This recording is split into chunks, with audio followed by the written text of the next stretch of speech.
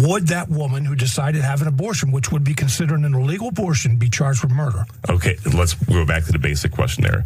Is that a human being? Is that a little boy or girl? If it is, it deserves equal protection under the law. So you're saying yes? Yes, I am.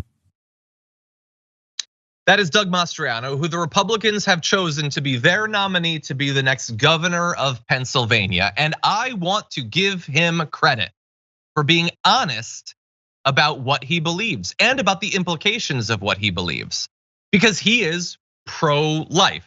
Not actually pro-life, but that's what they call themselves. And they believe that abortion is wrong, that you are killing a person.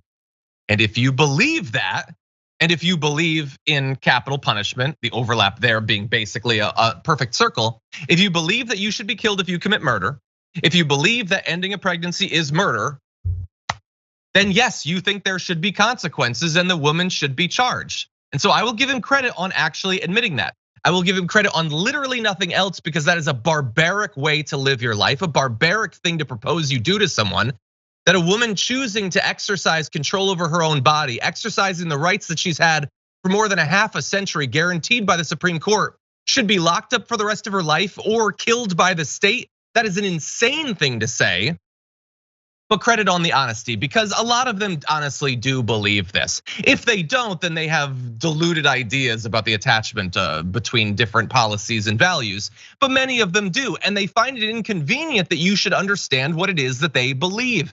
Occasionally, they're honest, especially with someone as crazy as Mastriano. And so, Jayar, I'm just glad that he's a candidate for this one reason, because he makes it so difficult for the other right wingers to hide what they really want the next steps after the death of Roe to be.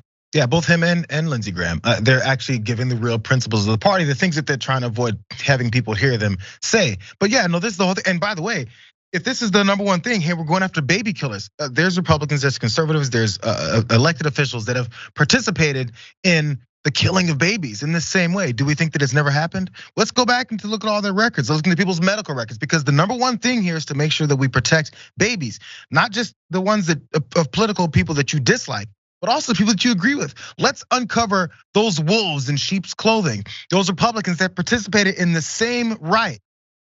Let's go ahead and pull off the veil.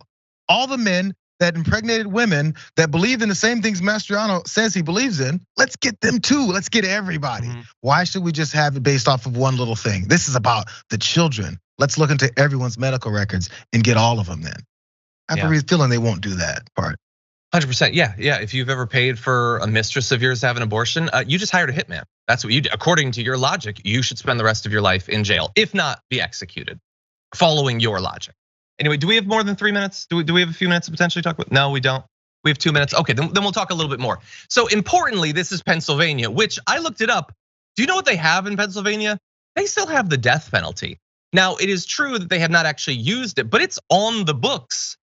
Now, it's true that Mastriano says that he couldn't rule by fiat, and that is true. He could not unilaterally, as governor, make it a capital offense for someone to end their pregnancy. But he wants to be the leader in the state there. This is the sort of candidate that is being elected. And so you need to understand the two roads that they're traveling down when it comes to this policy. There is what they'll admit that they believe, and there's what they'll actually work towards. So when they spend decades and decades trying to kill Roe, and then the second Roe is killed, they're like, well, that's all we wanted. We didn't want anything else. We're not extremists or whatever. You get to decide if you believe that. The whole organizations, whole candidacies that have been based on this topic, that they're gonna be satisfied right now. No, every single one of them that enters a position of power is another person that's gonna be a vote to strip these rights away even further. But don't forget. Sorry, go. No, I was gonna say, what comes after it being illegal is, because these people, that's all politics has been to them. They're going to want greater punishments, okay? It is not gonna be enough for the doctor to lose his license, to go to jail. They're gonna want more than that. And again, not because they believe in it, but because this is political expediency. They can look like higher than thou, I'm better than you, I'm following my God, and therefore I'm still superior to you, and therefore you should vote for me because I'm gonna carry out those superior beliefs. Who cares if we practice it?